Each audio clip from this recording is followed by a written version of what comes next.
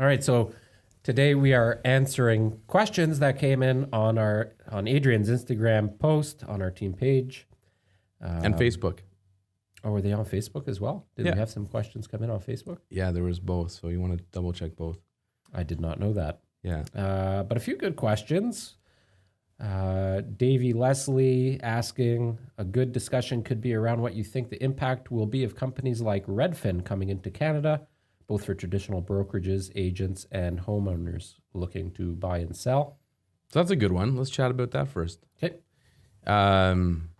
So I don't fully understand the question though, because I think so RedFin is a traditional, more or less traditional real estate brokerage, and they provide discounted rates.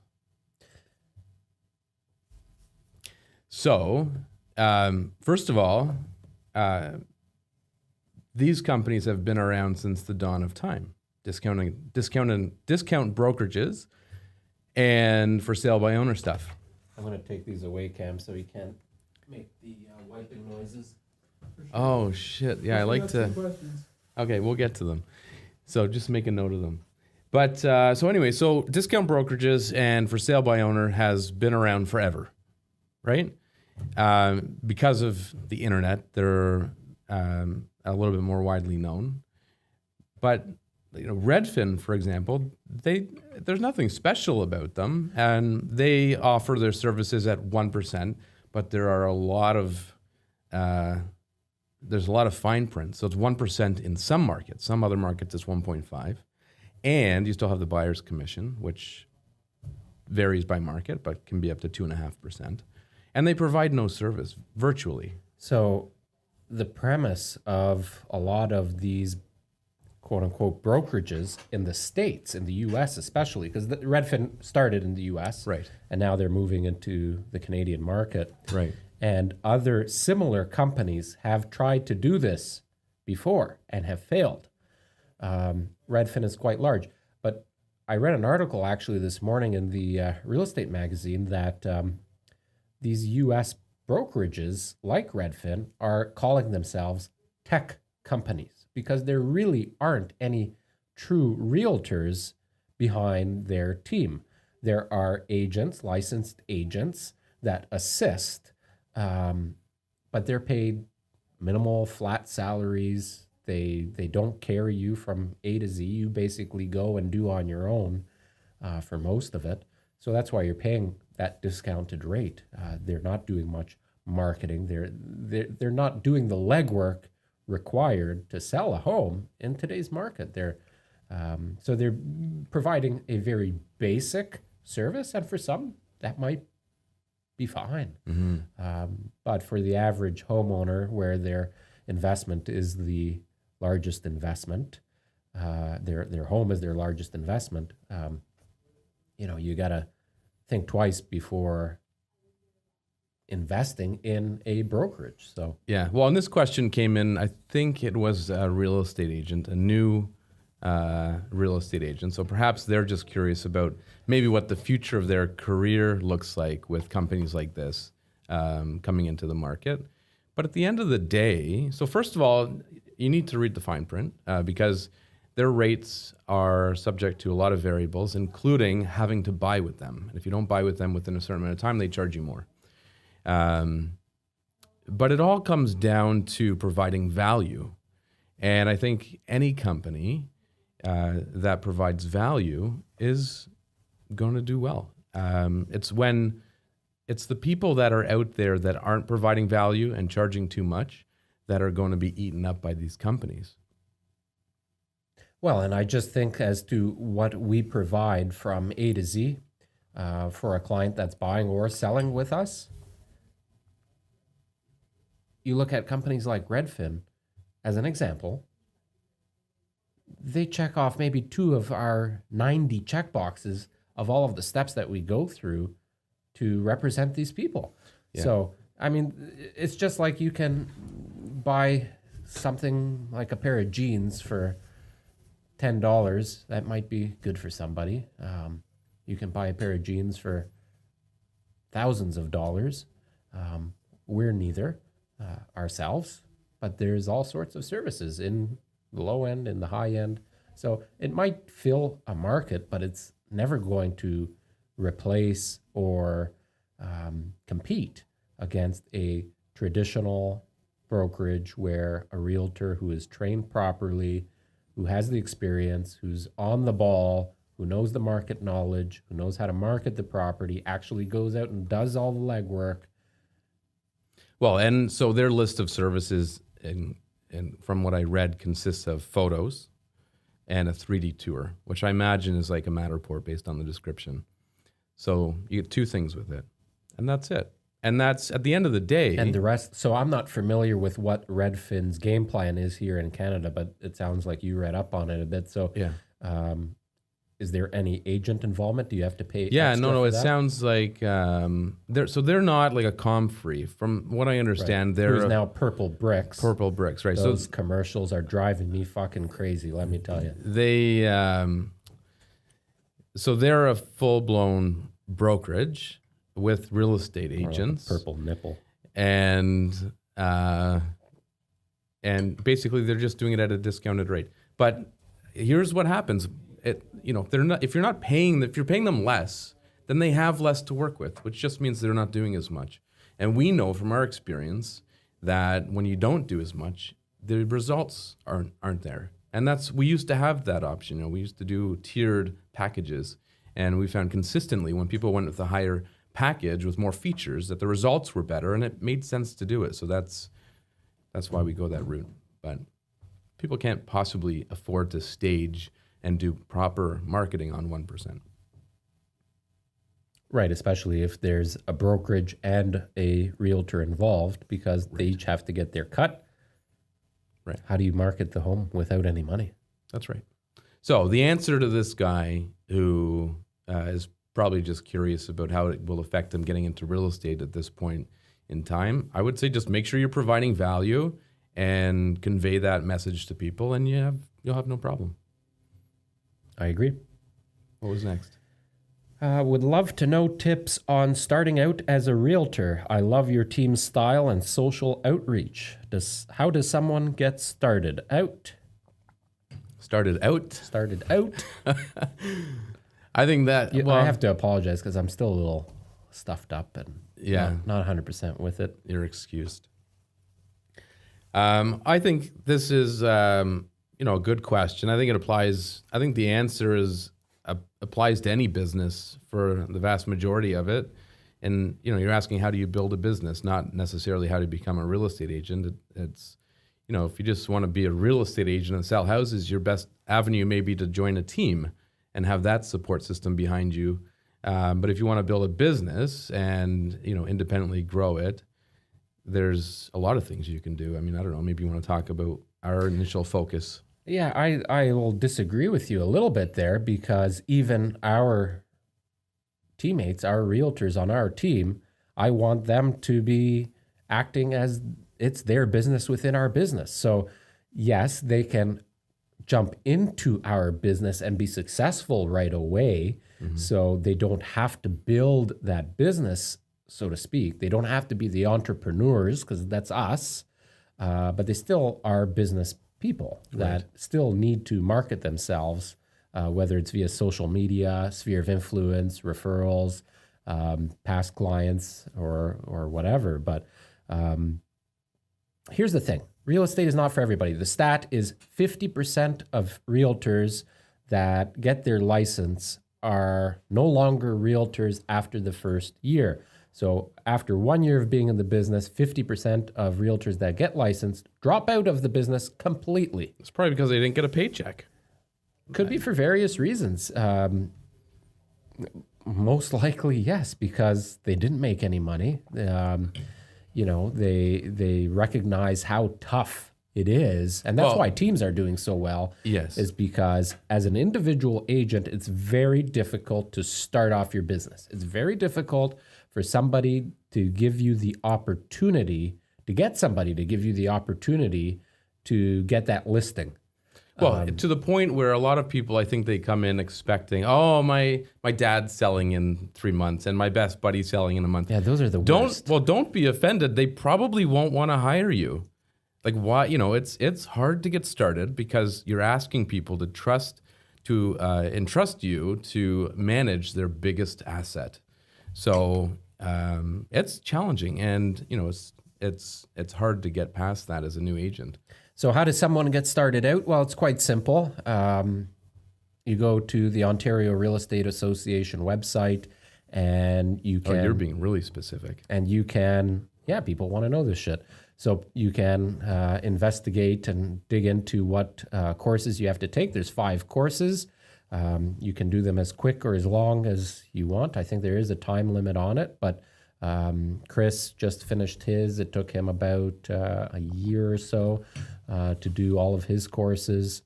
It's going to cost you about $5,000 to $7,000 to just get licensed, to get up and running.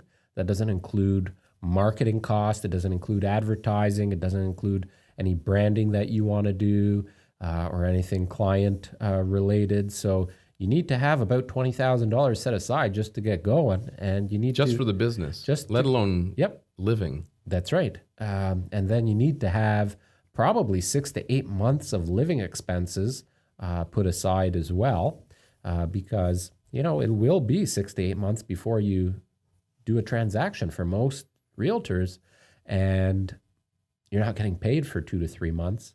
And then once you do get paid, your brokerage is going to take a cut, and then you have all kinds of board dues and insurance costs and all this. So you're not going to be making money for a little while. Joining a team, it's a little bit different because you're joining an established business where you're walking into potentially transactions very quickly. The marketing, the branding is most likely already there. There are pretty shitty teams out there. There are some great teams out there. So you really have to do your due diligence on those teams. Just finding the right fit, even if finding the right good fit. Or bad, it's dynamics. Dynamics. It could be location. It could be, the people that are running the team. How well might you be treated? Because there's nothing worse than, being miserable and making money versus being happy and making a little bit less money. Well, on that note, so one of the questions came in from, I don't know if he goes by Liam or LOC. He was asking, if we would take on an apprentice. I think that's a great idea. If you're interested in getting into real estate, offer to work for a brokerage for free for a year or whatever. Just go in part-time, follow them around, do stuff, and get a general idea for what happens and how the processes work. And I think that's a great idea. And yes, I would consider that for sure. There is always that fine variable there, though, that somebody that's unlicensed really isn't getting into the nitty-gritty of it. But you can learn a whole lot about the real estate industry just by hanging out with a realtor for a day or a week or whatever. So that's what you got to do if you want to start out. Do your due diligence. You really got to think if it's a fit for you. It can be a very rewarding career. It can be I want to go a bit tough. I want to go just a little bit deeper because I think the intent or the question may have revolved around not so much the licensing aspect of it, which may have been a part of it, but also how do you actually get started? How do you get that initial deal? And I think that's the biggest challenge for people, and that's why most people get out of the business before they really get into it. And I think patience. I know patience is key, and persistence. Which I have none, so I don't know how I've become so successful. Persistence and consistency is huge. We balance each other out well. Happy 12-year anniversary, by the way. Yes, yeah. On Facebook. It took us 2.5 years to become Facebook friends, so it meant that we didn't really like each other in the beginning. Yeah. Well, you gotta feel it out a little bit. Right. Anyway, so I think in any business you need to be willing to put in the work. So for us, we decided to farm, air quotes, our neighborhood, and we started a Facebook page. We started a website. We sent out a really nice... Did a street party. So we did a street party. We sent out a regular newsletter, which wasn't a chest-pounding, rah-rah, look at me, we're great real estate agents. It was about community. Or one of those bullshit market updates that everybody sends out. Yeah. Which is hired a third company to just publish something like for it them was with your name on something of value. In fact, Yeah. I get people saying they miss it. Like we stopped doing, we should start doing it again. But we didn't see the results from any of those activities for at least a year. I would say if closer not, to 2. Right, if not more. So, using that as an example is pick something, stick with it, and you'll benefit from the results of it at some point. But most people give up just before they break through. Yeah, most people don't have the patience to wait it out. And I don't care what business you're in, but real estate specifically, if you're not going to wait it out the long term and hustle and put the time, put the effort, put everything that you got into that business, you're not going to see shit back. And that's why so many realtors do less than 2 deals a year. But number one thing, I think, getting started as a realtor, you need connections. You need to have a database of people that trust you, believe in you, that love you, that you have a good relationship with. You need to harness those relationships. You need to be face-to-face with anybody and everybody that's an influencer in your community. It's all about networking. Life is about it. So Network. Your friends are going to be a source of business. Not only your friends, but your friends' friends, past colleagues, neighbors, friends of friends. And in the beginning, you've got nothing to do. Like you are just itching to do something. So just get out, take friends for... one of the first things I did when I got into the business was, and I was excited because we were coming out of out of the car business where we were stuck in the cubicle forever and working 12-hour days. And now I had the freedom of making my decisions as to what I wanted to do. And, I started getting out initially, just hanging out with friends more often. And it was literally with really no intention other than just getting out to hang out with friends. But from that, I met some of my best clients who refer me on a regular basis. So that worked. I enjoyed it. Where was your other post on Facebook? It was a video. There you go. That one there? I think so.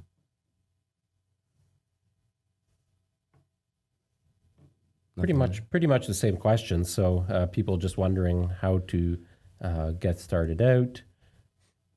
Jen had a question about tips? my favorite color. I don't know what that was about. There's some good questions over here too. Yeah, what have you got? Okay. So somebody asks if he has $1 million in equity in his house. He wants to buy some rental properties. Congratulations. Houses. $1 million equity in the house. You're doing well already. He says houses or condos, pros and cons for each. Subdivide a house and turn them into condos? What are your thoughts? It's a good question. Say that again. So he has got $1 million of equity in his current home and is wondering whether or not to purchase homes or condos with that equity. He wants to invest into condos or homes. What is your thoughts? With that kind of money, it depends on what they're, what they want to get into as well. But I would get into multi-residential with that kind of money. You're a big fan of multi-residential. I'm not. I'm a big fan of single-family homes. If I had $1 million sitting around in equity that I could reinvest, I would absolutely be looking for the cheapest townhomes, freehold townhomes that I could find and buy as many of them as I could buy with that money. I would not purchase those homes just with my capital. I would leverage that capital and remortgage and add mortgages to those properties. So you put 30 to 50% down on 4 or 5 different properties. So you have 40 to 50% equity in those homes. I would buy 2, 3, 4, however many I could fit in. I would look outside. If this particular person is in the GTA, I would branch outside of the immediate GTA because you're going to afford more in areas like that home that we just listed in Woodstock for $440,000. Mm-hmm. People are like, wow, $440, it costs you twice as much in Milton. Yes, it does. And it costs you twice as much in Toronto that it does in Milton. But the rent is not, you don't see the same difference in rent. Correct. But you don't have the same overhead too. No, So- I'm saying the rent in Woodstock versus Milton is not significantly different. Oh, I see what you're saying. Meanwhile, the purchase price is double. Yes. So your return is better. Right. Your overhead will be different in different markets because of the proximity to the big city. Yes. So if I had that $1 million of equity, I would split it up, find out how many mortgages I could actually carry. You're bringing in rental income on these properties. You're going to rent them out, hang on to them for 10 to 15 years, pay down the mortgage, and then you have not only doubled your equity because of the mortgage that's been paid down, but the appreciation on those properties, and spread it out just a little bit. So you might have a property in Guelph, you might have a property in Waterdown, you might have one in St. Catharines, maybe one in Hamilton, because one of those areas is going to boom.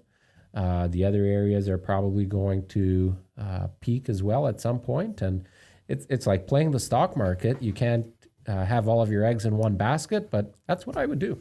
What would you do? I would do multi-residential. Obviously there's people that have made a shit ton of money off of single family and it works. The risk is, so first of all, single family is more liquid. You can, we proved it the other day. We sold a house in 6 hours.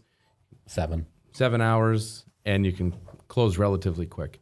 Multi-res, you're not going to sell as quickly in most cases. Sometimes you will, depending on where you're buying. But then multi-residential gives you a little bit more security because you've got, let's say, 10 people paying your bills instead of relying on one income for that investment. So, if one person flakes out on a $1,000 payment in a 10 unit building, now you're collecting $9,000 that month instead of 10, you're still covering your bills. If somebody stops paying you $2,000 a month on your house, that's $2,000 a month. Now you're out of pocket $2,000. Makes a big difference. But There's a lot of chatter, behind the scenes in real estate right now that if you want to really make some money in real estate, to start investing in commercial real estate, like actual commercial buildings, retail storefronts, things like that. There is office such a spaces. shortage of it. There's a huge shortage. There's going to be even more shortages going forward because a lot of businesses want to get into the GTA area. A lot of entrepreneurs, a lot of people sick of working for somebody and want to start their own businesses don't have places to rent. When we were looking for our studio space, we were looking for a while. We're thinking about expanding. There's nothing to expand to.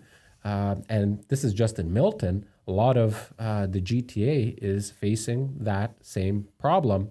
Then the Residential Tenancy Act favors the tenants. Yes. And commercial, the landlord has more power. Landlord is in control. Somebody's not paying you, you kick them out, you move on.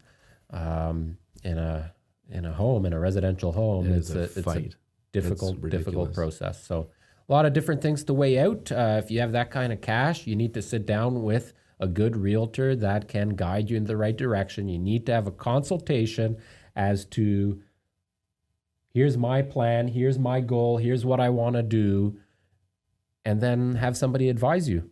Maybe even get a couple of options. Yeah, and I think a lot of it too is about what resonates with you, like with anything. Like they all work. Right. There's people making money on all of this. Yeah. It's a matter of which one are you drawn to, and just weigh the like pros I'm not and interested cons. in multi-residential. Right. I will tell you, condos are, like he mentioned, condos. They're also great because they are very low maintenance because there is a management company in place in the condo. The challenge I have with condos, and I do think condos are going to appreciate considerably over the next several years. Aging population, low entry cost for first-time buyers, people that don't want to maintain a full townhome or a detached and affordability. Affordability, That's what it comes exactly. down to. Entry level pricing. Yeah. The challenge you always have with condos are the maintenance fees. So you got to make sure that you're investing in a building that, you know, you've got some stability, one that was built well, one Managed that's well. managed well, and in a good location. But typically condos are easy to rent, low maintenance, so they can be a good option too. Yeah. So we didn't really answer the question, but Right. they're all good You options. got a It's lot of options. Yeah, Especially with $1 exactly. million. Yeah. Anything else? So next question's for you, Ariel. Somebody asks, what's your take on why people leave their lot numbers on their homes after 8 years? Did you leave yours on your house? Well, you should leave it on your home for the first year because the original builder is going to have to come back to do repairs, and it's easier for the That's how they refer tradesmen to to locate the property because on their work orders, it will have the lot number on it. Some builders even extend that 1 year carry-on warranty to a 2-year period as a grace, as kind of a gift from the builder that they will go out to a 2-year point for some of that warranty stuff. So, but beyond 2 years, there's absolutely no reason. Maybe somebody has sentimental value behind it, but most people are just too lazy to remove it. Or maybe they don't know how. Maybe they think it has to stay there, like it's a municipal thing. Yeah. So for those that are watching that may think that, you can take it down. Yes. It's just usually hammered into the grout. So you just grab a hammer, rip it out. You're Easy good. to do. Yeah. Good question though, because you see those all the time in mature neighborhoods. There's still some in our neighborhood that's 8 or 9 years old now. Yeah, bit of an eyesore. A little bit. Yeah. That's good. Any more? So someone else chimed in saying, I've bought my first investment pre-construction condo. Eventually I want to buy more. What's the best way to scale? I think your best bet to start is hooking yourself up with a good mortgage broker. And they can advise you. I think that's really important because banks are very finicky about giving you, when it comes to having multiple properties under your name. So they can set you up properly if you tell them, sit down with them and go through what your goals are and where you see yourself in 5 years and how many houses you want to own. And they can kind of set you up to make sure you're financing those homes through the right institutions. Yeah, that's big. So you don't run into any roadblocks. So just for people listening to the podcast, the question again was, this particular individual purchased a pre-construction condo and wants to scale, wants to get more investment properties. That is the biggest thing, is the financing behind it all. So it depends if you currently own a property that has equity and how much you have leveraged that. If you've bought pre-construction and it's a condo, you probably bought it 5, 6, 7 years ago, so it has appreciated a considerable amount, especially if it's in the GTA. So once you close on that, the ability to have a home line equity or a mortgage to then take that money and put it towards another property. It will also depend if you are renting these properties out and if you're claiming that income. So all of those go back to what Adrian was saying. A good mortgage broker is going to be able to help find money for you. That's their job. A good broker finds money for you to borrow. And yeah, sometimes you might have to pay a little bit higher rate as you get into multi units, but it's worth it in the long run.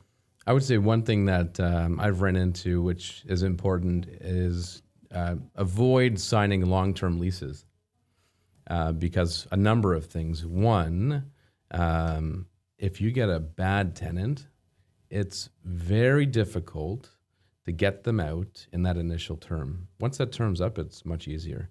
But in that initial term, it's very challenging. So I wouldn't go beyond 1 year with the first lease.